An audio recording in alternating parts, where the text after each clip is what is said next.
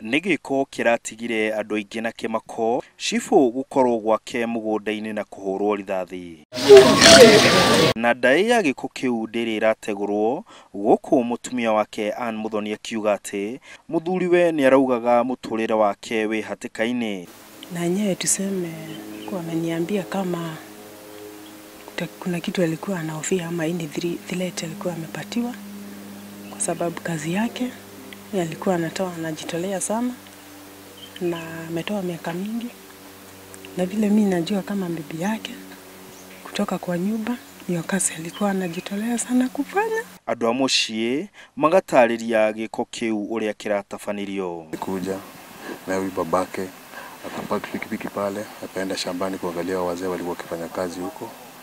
Baadaye walisikia mlio wa risasi. Sasa huyu kutoka ndio akasikia ni babake anapiga sauti mlio, akarudi akaambia kina mamake wafunge wasitoke tena, naye kwenda ndio alikuta babake amelala.